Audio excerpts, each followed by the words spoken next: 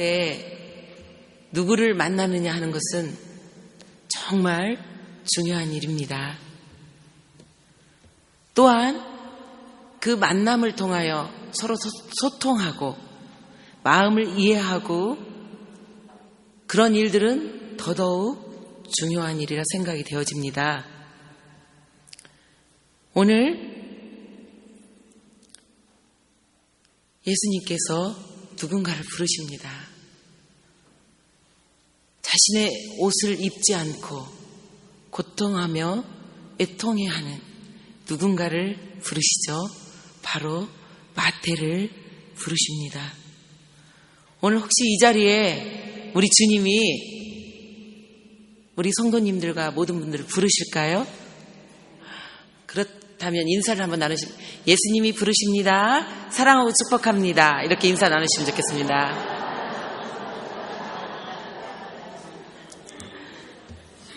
고맙습니다. 공간복음 세 곳에서 마태를 부르시는 이야기가 있습니다. 오늘 예수님이 마태를 부르시는데요. 저희가 읽은 본문은 마태복음이지만 마가복음 2장 14절에 보니 또 지나가시다가 알페오의 아들 레이가 세간에 앉아있는 것을 보시고 그를 우리 주님이 부르시면서 나를 따르라 하십니다. 또 누가복음 5장 27절에서 28절 내용에 보면 레이라 하는 세간에 앉아있는 것을 보시고 나를 따르라 그랬더니 그가 모든 것을 버리고 따랐다라고 우리에게 말씀하고 계십니다. 오늘 읽은 마태복음 9장 9절에도 마태라는 사람이 세관에 앉아있는 것을 보시고 이르시되 나를 따르라 하시니 일어나 따르니라 라고 말씀하고 있습니다. 이 세 곳의 본문에서 그의 이름을 알 수 있듯이 이 마태는 원래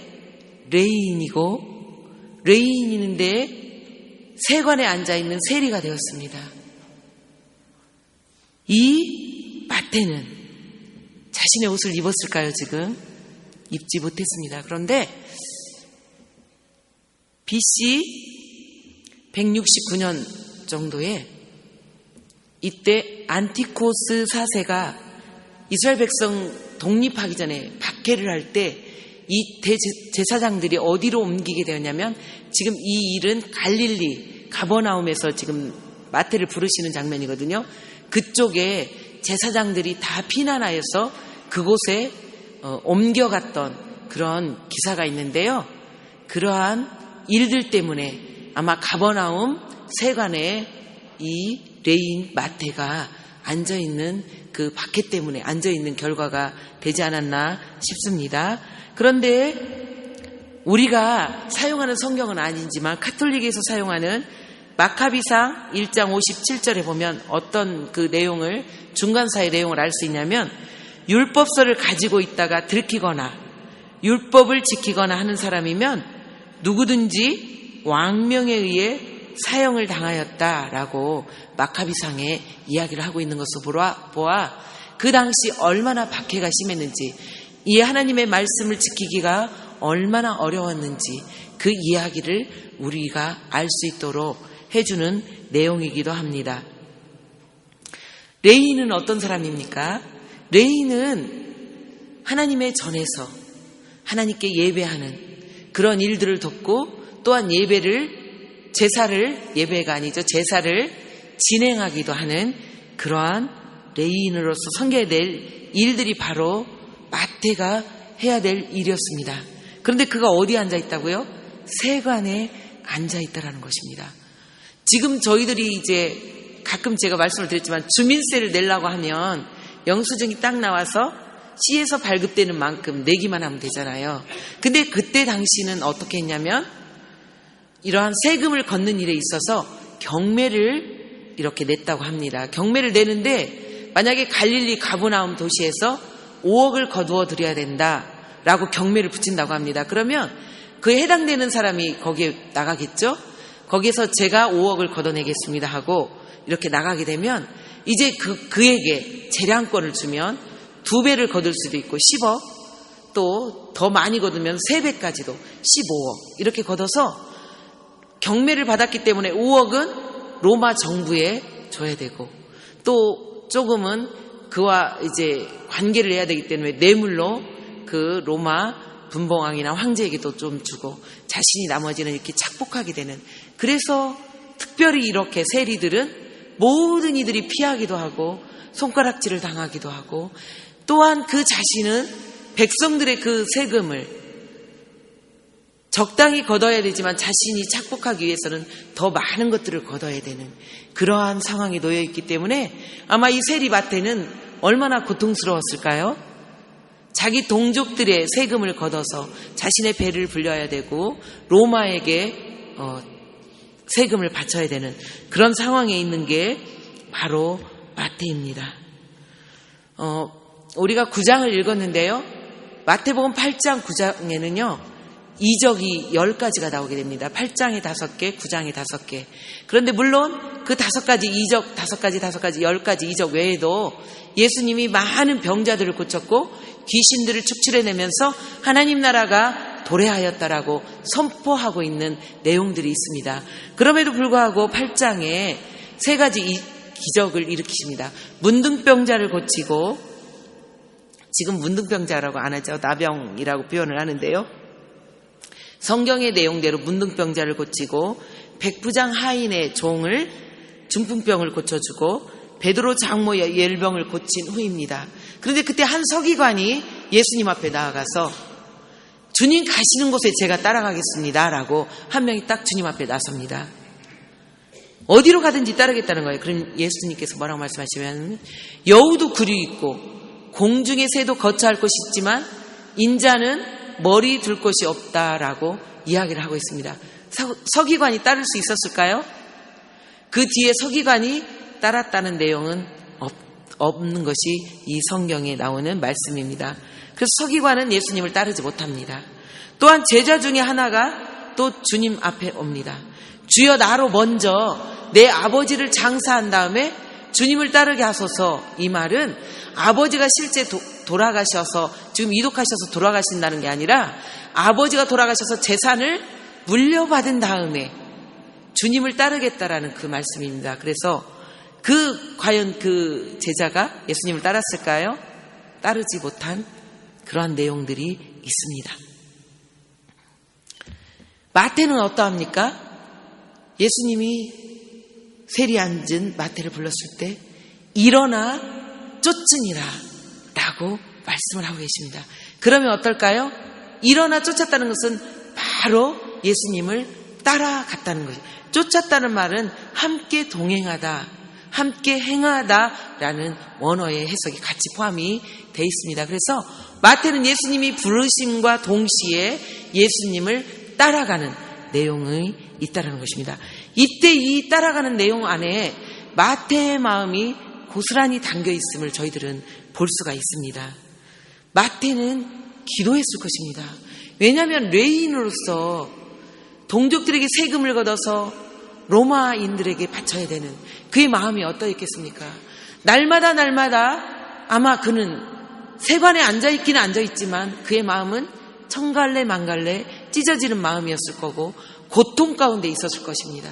그래서 그는 기도했다라는 것을 저희가 어디에서 알 수 있냐면 누가복음 18장 본문에 보면 바리새인과 세리의 기도를 우리 주님이 말씀하고 계십니다. 뭐라고 말씀하시면 제가 10절, 11절, 12절, 13절 읽어드리도록 하겠습니다. 두 사람이 기도하러 성전에 올라가니 하나는 바리새인이요 하나는 세리라. 바리새인은 서서 따로 기도하여 가로되 하나님이여 나는 다른 사람들 곧 토색, 불의, 간음을 하는 자들과 같지 아니하고 이 세리와도 같지 아니함을 감사하나이다 라고 이렇게 기도합니다. 나는 일회에 일주일에 2번 금식하고 또 소득의 11조를 드리나이다 라고 큰 소리로 이렇게 바리새인은 기도를 하고 있습니다. 그런데 13절 바리새인에 비해 세리는 어떻게 기도합니까? 멀리 서서 감히 눈을 들어 하늘을 우러러 보지도 못하고 다만 가슴을 치며 가로되 하나님이여 불쌍히 여기옵소서 나는 죄인이로소이다 하였느니라. 예수님은 어떤 사람을 부르실까요? 나는 죄인입니다. 저를 불러주십시오. 이런 사람을 우리 주님이 만나주신다는 겁니다. 저는 의인입니다. 일회에 금식을 2번씩 하고요. 11조를 하고요. 그 다음에 간음도 토색도 불의도 없습니다. 이런 로마서 3장 10절에 보면 모든 사람이 죄를 범하였음에 하나님의 영광에 이르지 못하더니 라고 말씀하고 계십니다. 모든 사람입니다. 이 땅에 있는 모든 목회자들도 예외가 아닙니다. 이 땅에 있는 가장 거룩하다고 말하는 어느 누구도 제외일 수가 없습니다. 하나님 앞에는 모두 죄인입니다. 이렇게 가슴을 치고 주님을 구하는 자들을 오늘 우리 주님이 부르시고 만나주신다는 것입니다. 마태는 기다렸다는 듯이 예수님이 부르실 때 바로 쫓은 그러한 마태의 그러한 마음을 볼 수 있고 마태의 행함을 볼 수가 있습니다. 10절입니다. 마태의 집에서 세리와 죄인들이 와서 예수와 그 제자들과 함께 앉았더니 자신들이 죄인이라 여기고 예수님을 만나기를 원하는 자들은 다 예수님을 만나게 됩니다. 마태가 예수님을 만나는 순간 예수님을 만날 수 있는 세리와 죄인들의 통로로 쓰임받게 됩니다. 예수님께 불림을 당한 그 마태는 예수님 앞에 쓰임을 받게 되는데 죄인들이 예수님 앞에 나올 수 있는 통로로 그 집과 그를 사용되게 됩니다. 여기에서 죄인들이라 하면 창기, 우리와 같은 이방인을 포함합니다. 이러한 예수님을 만나는 통로가 되게 된다고 오늘 하나님께서 말씀해 주고 계십니다. 그런 반면 11절입니다. 바리새인들이 보고 그 제자들에게 이르되 어찌하여 너희 선생은 세리와 죄인들과 함께 잡수시느냐. 바리새인들입니다. 일회에 2번 금식하나이다. 저는 11조를 합니다. 저는 불의함도 토색함도 없습니다. 이렇게 바리새인들이 기도하는 그들은 어떻게 하면 죄인들을 용서하시고 하나님 나라를 이루시는 예수님을 잡아서 또 감옥에 가둘까, 올무에 걸리게 할까. 그들은 오로지 예수님의 행하는 그 일들을 긍정적으로 바라보지 아니하고 그 예수님이 행하는 것들을 꼬투리를 잡아서 올무에 걸리게 할까 하는 내용들이 제가 새벽에 마태복음을 쭉 묵상을 하게 됐는데요. 거기 보면 계속 같은 구절이 있습니다. 어떻게 하면 그를 잡아 죽일까? 안식일에 제자들이 밀이삭을 잘라먹고 손 마른 자를 고쳐주고 이럴 때 어떻게 하면 예수를 잡아 죽일까? 의논하는 것이 바리새인들이고 서기관들이고 율법학자들이고 여기에 나오는 사두개인들이라는 것입니다. 그래서 예수님께서 뭐라고 12장 14절에 보면 바리새인들이 나가서 어떻게 하여 예수를 죽일고 안식일에 손 마른 자를 고쳐주고 이러한 일들을 바라보며 그렇게 했을 때 예수님이 뭐라고 말씀하시냐면 독사의 자식들아 너희들이 악하다라고 말씀하고 계십니다. 또 마태복음 12장 38절 서기관과 바리새인 중에 몇 사람이 예수님의 기적을 보고도 또 표적을 구합니다. 왜냐하면 어떻게 하면 예수님을 올무에 잡아서 걸리게 할까 이러한 그런 것들만 궁리하기 때문에 표적을 또 구하게 됩니다. 또 15장 1절에 보니까 바리새인과 서기관들이 예수께 나와 가로되 당신의 제자들이 장로의 유전을 따르지 않습니다 라고 말합니다. 장로의 유전이 613가지가 있죠. 그런데 그게 무슨 먹을 거를 이제 식사를 할 때 손을 씻지 않는다라는 것을 걸어서 예수님에게 지금 왜 저들이 손을 씻지 않고 장로의 유전을 지키지 않습니까? 라고 말합니다. 예수님께서 뭐라고 말씀하십니까? 장로의 유전으로 하나님의 법을 어기게 하려고 하느냐? 예수님이 또 책망하십니다. 그러면서 16장 4절에 악하고 음란한 세대라라고 책망하고 계시는 것을 우리는 바라볼 수가 있습니다. 그래서 바리새인과 서기관들을 우리 주님이 뭐라고 책망하시냐면 외식하는 자들이다. 너희들 때문에 전도해 놓은 그들이 천국문에 들어갈 길을 막는다. 너희들은 회칠한 무덤 같다. 여러 가지 일들을 배나 지옥 자식이 되게 한다.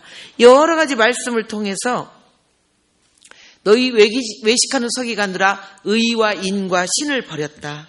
그렇지만 우리에게 말씀하십니다. 이러한 11조나 박하의 회양을 숫자를 세서 11조 하는 것을 너희들도 그렇게 해야 된다. 우리에게 그렇게 말씀하십니다. 너희들도 그것도 행하고 의와 인도 버리지 말고 행하고 예수님은 우리에게 그렇게 말씀하고 계신다는 것입니다. 그래서 잔과 대접은 겉은 깨끗하게 하는데 바리새인과 서기관들은 속이 아름답게 보이지 않고 더러운 것이 가득하다라고 책망하고 계십니다. 예수님께서 보시는 우리의 공동체 모습은 어떨까요? 애통하고 긍휼을 구하며 기도하는 자들도 많이 있습니다.